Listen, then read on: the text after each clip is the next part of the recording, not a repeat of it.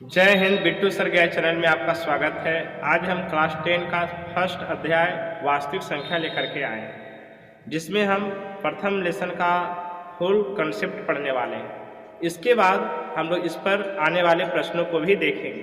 तो चलिए हम सबसे पहला अध्याय स्टार्ट करते हैं, वास्तविक संख्या। वास्तविक संख्या अंग्रेजी में से हम लोग बोलते हैं रियल नंबर। Real number. तो सबसे पहले हम लोग ये जानेंगे कि ये वास्तविक संख्या होती क्या है। तो समझिएगा बच्चे लोग आप लोग कि वास्तविक संख्या किसे कहते हैं। जिस संख्या को संख्या रेखा पर दर्शाया जा सकता है, जिस संख्या को संख्या रेखा पर दर्शाया जा सकता है, उस संख्या को बोल सकते हैं वास्तविक संख्या। आपको पता है कि पिछले क्लास में हम लोग क्लास 9 में पढ़े हैं कि संख्या रेखा पर परिमेय को भी दर्शा सकते हैं और अपरिमेय को, यानी यहाँ परिमेय भी दर्शा सकते हैं और अपरिमेय को भी दर्शा सकते हैं संख्या रेखा। यानी संख्या रेखा के प्रत्येक बिंदुओं पर परिमेय भी दर्शा सकते हैं और अपरिमेय भी। अर्थात कुल मिलाकर के अगर बात किया जाए तो हम लोग जो दर्शा सकते हैं वो वास्तविक संख्या को दर्शा सकते हैं, वास्तविक संख्या को। तो संख्या रेखा पर प्रत्येक बिंदुओं पर जिस संख्या को दर्शाया जाता है उस संख्या को बोलते हैं वास्तविक संख्या। इधर पॉजिटिव होता है और इधर नेगेटिव होता है। बिल्कुल सर, इधर x हो गया, इधर x डैश हो गया। तो आई होप बिल्कुल अब चीजों को समझ गए होंगे। लेकिन अगर दूसरा भाषा में बात किया जाए वास्तविक संख्या के बारे में, तो वैसी संख्या जिसमें परिमेय संख्या और अपरिमेय संख्या का क्या होता है, समूह होता है।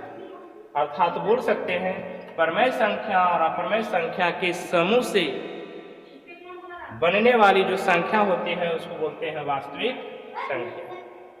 बिल्कुल चीजों को समझ गए होंगे। परिमेय और अपरिमेय संख्या के समूह को क्या बोलते हैं, वास्तविक संख्या। आप लोग समझ में आ रहा है? Yes sir. बिल्कुल सही।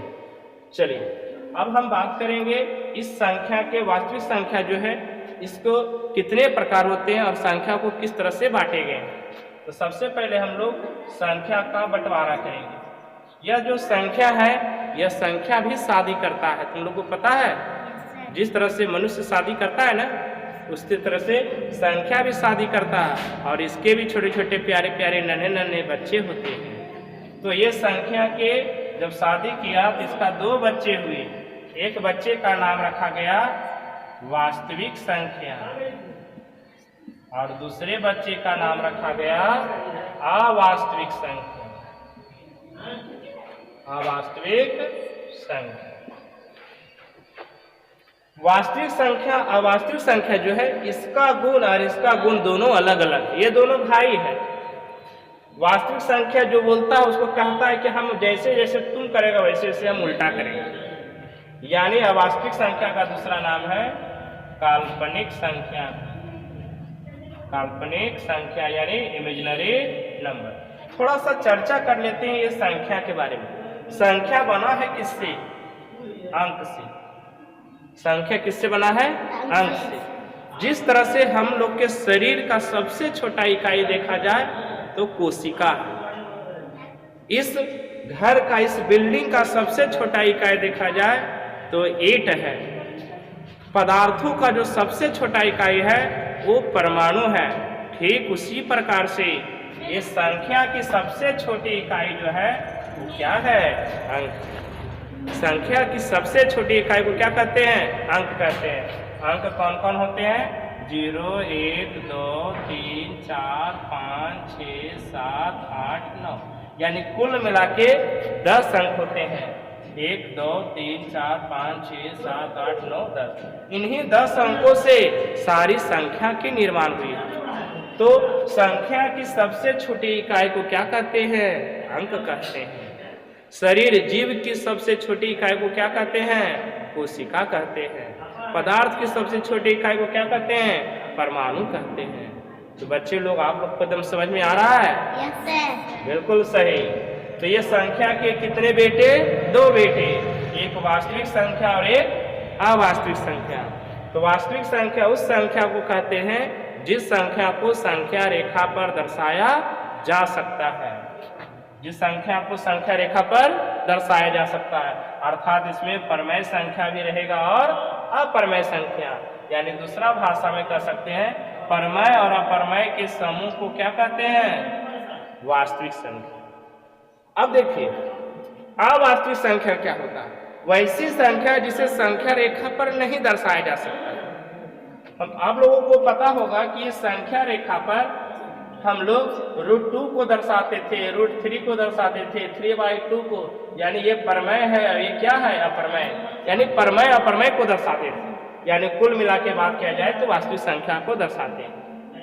तो अवास्तविक संख्या वैसी संख्या कहते हैं जिस संख्या को संख्या रेखा पर नहीं दर्शाया जा सकता है, उस संख्या को अवास्तविक संख्या कहते हैं। जैसे अगर इसका एग्जाम्पल देखा जाए तो √(-4), √(-9), √(-25) इस प्रकार के हो सकते हैं। यानी यदि रूट के अंदर अगर माइनस हो तो वैसी संख्या अवास्तविक संख्या होती है। इसका वर्गमूल निकाला जाता है, वो आयोटा के रूप में निकाला जाता है। आयोटा, एक आयोटा का मान होता है √(-1), कितना होता है, √(-1) होता है। अगर बात किया जाए √(-4) का वर्गमूल निकालने के लिए इसको लिख सकते हैं 4 × -1, यानी 4 का वर्गमूल 2 और -1 के बदले लिख सकते हैं आयोटा, यानी 2 आयोटा। ऐसे तो इस विषय के बारे में हम आगे के क्लास में करेंगे, क्लास जब 12th आप पढ़िएगा तो वहाँ समझ में आएगा आपको बहुत बेहतरीन ढंग से। लेकिन यहाँ केवल ये जान लेना है अवास्तविक संख्या वैसी संख्या होती है जो रूट के अंदर में माइनस होता है और इसका वर्गमूल आयोटा के रूप में निकलता है। एक आयोटा का मान होता है √(-1) होता है। और ये वास्तविक, अब देखिए वास्तविक संख्या और ये वास्तविक संख्या बिल्कुल अलग। ये कहता है हम संख्या रेखा पर रहेंगे, तो ये कहता है संख्या रेखा पर हम नहीं रहेंगे। बिल्कुल चीजों को समझ रहे हैं। तो वास्तविक संख्या फिर शादी करता है और इसके भी बच्चे होते हैं। तो इसके 2 बच्चे कौन कौन है, एक है परिमेय संख्या और दूसरा है अपरिमेय संख्या, अपरिमेय संख्या। तो यहाँ भी दोनों बच्चे का गुण अलग अलग होता है। परमेय कहता है कि हम ऐसा है जो मेरा रूप रहेगा P/Q के रूप में, यानी हम एक ऐसी संख्या है जिसका रूप क्या होगा, P/Q के रूप में। तो ये बोलेगा तुम अगर P/Q के रूप में होगा तो हम तुमसे विपरीत करेंगे, तो हम जो होंगे P/Q के रूप में नहीं होंगे। बाकी सभी कंडीशन सेम करता है। P और Q होता है यहाँ पे पूर्णांक, तो यहाँ पर भी वही होता है, P और Q क्या होता है, पूर्णांक होता है। यहाँ भी कहता है Q ≠ 0, तो यहाँ भी कहता है Q ≠ 0। यह केवल कहता है कि परमेय संख्या जो होगा वो P/Q के रूप में होगा, जहाँ P और Q पूर्णांक तथा Q ≠ 0। लेकिन ये कहता है अपरमेय संख्या वैसा होगा जो P/Q के रूप में नहीं होगा, जहाँ P और Q पूर्णांक तो होगा लेकिन Q ≠ 0। यहाँ बच्चे को ये नहीं समझ में आता है कि Q ≠ 0 क्यों कह रहा है, बार बार यो क्यों कर रहे हैं, क्योंकि यहाँ बातों को समझिए बच्चे लोग। जैसे 2/0 है और 0/2 है, दोनों को समझिएगा। अगर हर में 0 है, नीचे अगर 0 है तो 0 का टेबल पढ़िए, कभी 2 आएगा, 0 एकम 0 टेबल पढ़ते हैं, देखिए आपके सामने 0 एकम 0, 0 दूनी 0, 0 तिया 0। 0 को जितना बार भी टेबल पढ़ लो कभी भी 2 आने वाला नहीं है। लेकिन 4/2 का मतलब हुआ 2 का टेबल पढ़ो कितना बार में 4 आएगा, तो 2 बार में आएगा। लेकिन 0 का टेबल पढ़ो कभी 2 आएगा, नहीं आएगा। तो इसका मान हो जाता है अनडिफाइंड, यानी इसको डिफाइंड नहीं कर सकते हैं, हिंदी में बोलते हैं अपरिभाषी। चीजों को समझ गए। अब बोलिए 0/2 का मान क्या होगा, 2 का टेबल पढ़िए कितना बार में 0 आएगा, तो 2 का टेबल पढ़ेंगे तो 0 बार में, 2 का टेबल पढ़ेंगे तो 0 बार में 0 आ सकता है। जैसे देखिए 2 को 0 बार में पढ़िए तो कितना आया? 0 आ गया। तो ये जब 0/2 रहेगा तब तो आपका 0 मान हो जाएगा, लेकिन जब 2/0 रहेगा तो इसका मान हम लोग नहीं निकाल सकते हैं। इसका मान क्या हो जाएगा? अनडिफाइंड हो जाएगा, यानी अपरिभाषित होगा। इसीलिए कहा जाता है परमेय या अप्रमेय होने के लिए नीचे 0 नहीं होना चाहिए, क्योंकि जैसे नीचे 0 होगा इसका मान अनडिफाइंड हो जाएगा। क्या हो जाएगा? अनडिफाइंड हो जाएगा।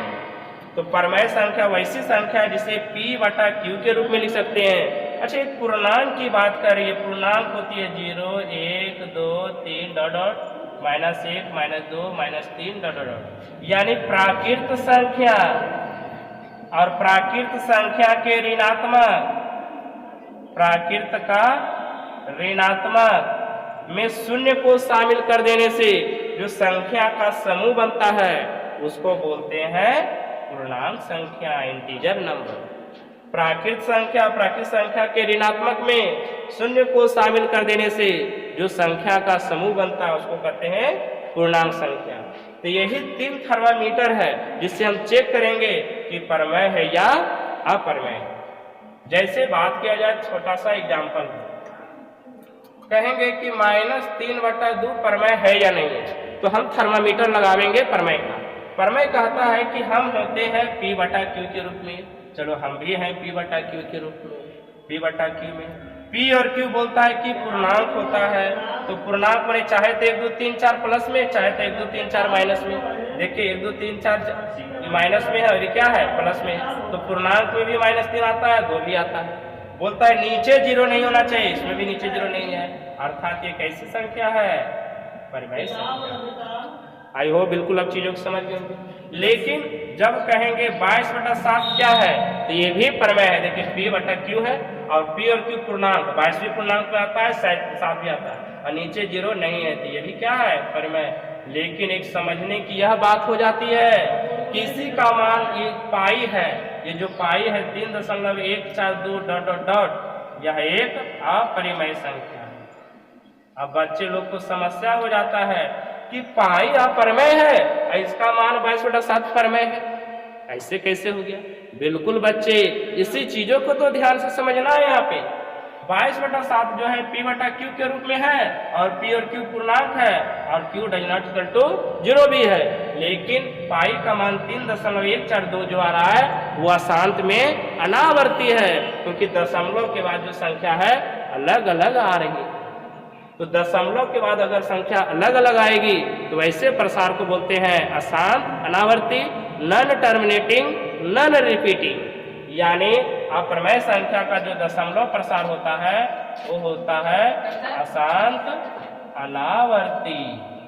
अपरमेय संख्या का दशमलव प्रसार जो होता है, इसका दशमलव प्रसार 2 होता है, एक होता है शांत और एक होता है अशांत में आवर्ती होता है। यानी एगो रिपीट करने वाला रहेगा। 7 में जैसे 2.3, दशमलव के बाद जो संख्या कट जाएगी वो होगी शांत, और आवर्ती मैंने रिपीट करने वाला 2.3 3 3, ये देखिए रिपीट कर रहा है। ये रिपीट वाला को रेकरिंग भी बदल सकते हैं। तो रेकरिंग वाली संख्या जब भी रहेगी तो परिमेय, शांत रहेगी तभी परिमेय। अच्छा, एक चीज और समझिए, अगर आपके सामने कह देगा कि √4/9 क्या है, ये 4/9 क्या है? परमेय है या अप्रमेय है? तो P/Q में है, लेकिन यहाँ P और Q पूर्णांक है या नहीं है, ये चीजों को देखना है। तो √Q वाला तो कभी पूर्णांक में होता नहीं है, लेकिन बच्चे लोग यहाँ ये ध्यान देना है कि ये जो रूट में है, जो चादर ओढ़ा हुआ है ठंडवा में, जिसको हम निकाल भी सकते हैं इस चादर को, 4 का वर्गमूल 2 और 9 का वर्गमूल 3। देखिए P/Q में हुआ, और P और Q पूर्णांक, 2 भी पूर्णांक में आता है, 3 भी पूर्णांक आता है। नीचे देखिए 0 बराबर है नहीं है, अर्थात ये थर्मामीटर काम किया परमेय वाला, अर्थात ये कैसी संख्या है? परिमेय संख्या है। तो बच्चे लोग यहाँ ये भी समझ में आ गया कि जिसका वर्गमूल निकल जाएगा वो संख्या होगी परिमेय संख्या। तो समझ में आया? बिल्कुल, बहुत अच्छा। चलिए अब फिर परमेय संख्या शादी करता है, और इसके भी बहुत बच्चे होते हैं। इतने बच्चे होते हैं कि ये 7 तक पूरा कर देते हैं। कितने? तो इसके देखिए 7 बच्चे कौन कौन है, उसको ध्यान से देखिए। पहला बच्चा का नाम है प्राकृत संख्या, दूसरा बच्चा के नाम है पूर्ण संख्या। ये खानदान है, कौन खानदान है? संख्या खानदान है। सभी में टाइटल लगेगा संख्या, जैसे वास्तविक संख्या, प्रमेय संख्या, सुनाया? जैसे बोलते हैं ना सतीश चंद्रा, महेश चंद्रा, उपेंद्र चंद्रा, तो ये चंद्रा टाइटल है। उसी तरह से इसका परिवार का टाइटल क्या है? संख्या है। प्रमेय संख्या, परमेय संख्या, वास्तविक संख्या, प्राकृत संख्या, इस परिवार का टाइटल है संख्या। तो ये हो गया प्राकृत संख्या। पूर्ण संख्या, पूर्णांक संख्या, सम संख्या, विषम संख्या, अभाज्य संख्या, भाज्य संख्या। देखिए कितने परिवार हैं? 1 2 3 4 5 6 7। इस अभाज्य संख्या का दूसरा भी नाम है ऋण संख्या, और भाज्य संख्या का दूसरा नाम है यौगिक संख्या। ये दोनों को समझना बहुत जरूरी है। पहले ऊपर समझ लेते हैं। गिनती में प्रयुक्त होने वाली संख्या को क्या बोलते हैं? प्राकृत संख्या। शून्य से लेकर गिनती की जो संख्या होती है वो क्या होती है? पूर्ण संख्या। प्राकृत संख्या और प्राकृत संख्या के ऋणात्मक में शून्य को शामिल कर देते हैं, वो क्या होती है? पूर्णांक संख्या। वह संख्या जो 2 से विभाज्य होती है, 2 4 6 8 10, ये होती है सम संख्या। और जो 2 से विभाज्य नहीं होती है, होती है सम संख्या, 1 3 5 7 डॉट डॉट। अभाज्य संख्या वैसी संख्या कहते हैं जो संख्या एक और स्वयं के अलावा दूसरा से विभाज्य ना हो। यानी जैसे सबसे छोटा है 2, 1 और 2 के अलावा इस किसी से नहीं कटेगा। फिर 3 है, 5 है, 7 है। वैसी संख्या दूसरा भाषा में बोल सकते हैं जिसका केवल 2 ही गुणनखंड। Only for 2 factor is called a prime number। जैसे बोलेंगे ये 2 का कितना गुणनखंड है? 1 और 2। तो गुणनखंड उसे बोलते हैं जो संख्या जिस संख्या से कटती है वह संख्या उसका गुणनखंड होता है। जैसे 4 कटेगा 1 से, 2 से और 4 से, तो 4 का गुणनखंड 1 2 और 4। तो इसके गुणनखंड 3 है, इसके गुणनखंड 2 है।